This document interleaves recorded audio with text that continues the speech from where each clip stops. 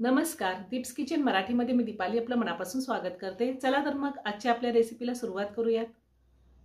आज मी तुम्हाला पुदिना आणि कोथिंबीरचे पराठे करून दाखवणार आहे। तर त्यासाठी आपल्याला काय साहित्य लागतं ते आपण पाहूया।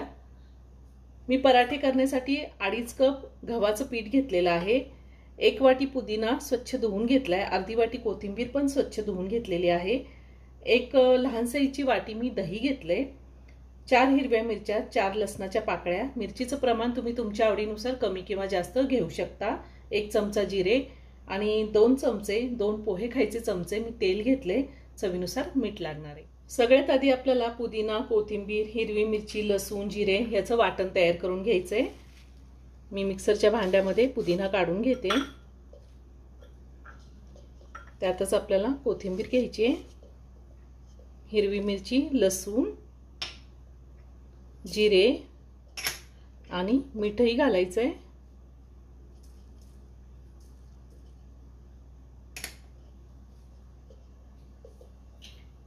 आणि आता आपल्याला हे मिक्सरला थोडंसं फिरवून घ्यायचंय। आता हे मिक्सरला मी फिरवून घेतलेलं आहे। मी ह्यामध्ये अजिबात पाणी घातलेलं नाही। आता मी दही घालते आणि पुन्हा 1 सेकंदासाठी फिरवून घेणार आहे, जास्त आपल्याला फिरवायचं नाही। दही घातल्यावर मी फक्त 1 सेकंद फिरवून घेतलेला आहे। आता आपण पराठ्यासाठी पीठ भिजवून घेऊया। सगळ्यात आधी आपण गव्हाच्या पिठामध्ये 2 चमचे तेल घालूया। तेल व्यवस्थित मिक्स करून घ्यायचे आपल्याला। मी तेल व्यवस्थित मिक्स करून घेतलेलं आहे। आता आपल्याला आपण जे हे वाटून घेतलेलं आहे ते सगळं मिश्रण पिठामध्ये घालायचे आणि आता ह्यामध्ये मी थोडं पाणी घालते, म्हणजे तेच पाणी आपल्याला पीठ भिजवताना उपयोगी येईल। आता चमच्याने मी पुन्हा सगळं व्यवस्थित मिक्स करून घेते।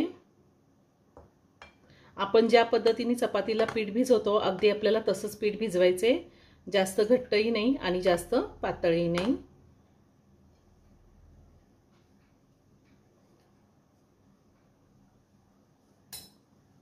हे पराठे करायला जितके सोपे तितकेच खायला चवदार लागतात। आपण सकाळी मुलांच्या टिफिनसाठी सुद्धा हे पराठे करू शकतो।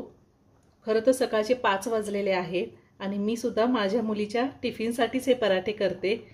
मनात विचार आला की चला रेसिपी करूया, म्हणून ही रेसिपी मी करत आहे।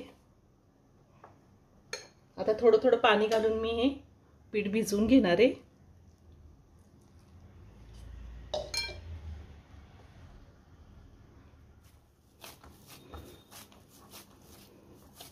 मी थोडासा तेलाचा हात लावून पीठ व्यवस्थित भिजवून घेतलेलं आहे।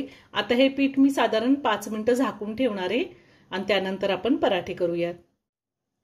5 मिनिटं झालेली आहे आणि पीठ व्यवस्थित भिजलेलं आहे। पुन्हा एकदा मी हाताने मळून घेते आणि ज्या पद्धतीने आपण चपातीला गोळे करून घेतो पिठाचे, अगदी तसेच करून घ्यायचे।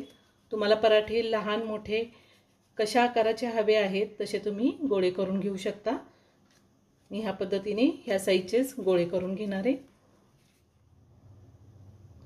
ह्या साईजचे साधारण 10 गोळे तयार करून झालेले आहेत पिठाचे। आता आपण पराठा लाटून घेऊया। मी इथे तांदळाचं पीठ घेतलंय, तुमच्याकडे तांदळाचं पीठ नसेल तुम्ही गव्हाचं पीठ घेतलं तरीही चालेल। पराठा लाटून घेऊया आपण।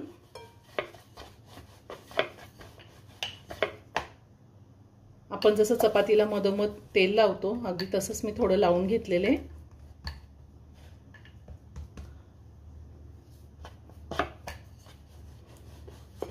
आपल्याला हा पराठा जास्त पातळ लाटायचा नाही, थोडासा जाडसर ठेवायचा आहे। मी ह्या आधी सुद्धा खूप सारे veg non veg recipe upload केलेल्या आहेत, त्याची लिंक मी डिस्क्रिप्शन बॉक्समध्ये दिली आहे, तुम्ही पाहू शकता। अजूनही तुम्ही माझं चॅनल सबस्क्राइब केलं नसेल तर नक्की सबस्क्राइब करा आणि शेजारील बेल आयकन क्लिक करा, म्हणजे मी ज्या रेसिपी अपलोड करते त्याचं नोटिफिकेशन तुम्हाला मिळेल आणि तुम्ही माझ्या रेसिपी बघू शकाल। आपला हा पराठा लाटून तयार झालेला आहे। ह्याच पद्धतीने मी सगळे पराठे लाटून घेणार आहे। मी गॅसवर तवा ठेवलाय, त्यावरती हा पराठा घालूया आणि पराठा आपण दोन्ही साइडनी व्यवस्थित भाजून घेऊया। एका साइडनी थोडासा पराठा शेकून झाल्यानंतर पलटून घ्यायचा आहे आणि आता आपण तेल लावून घेऊया।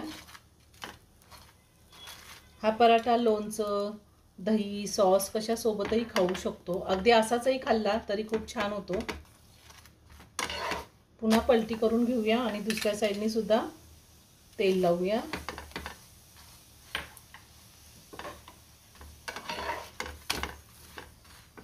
सगळीकडून व्यवस्थित भाजून घ्यायचा आहे पराठा।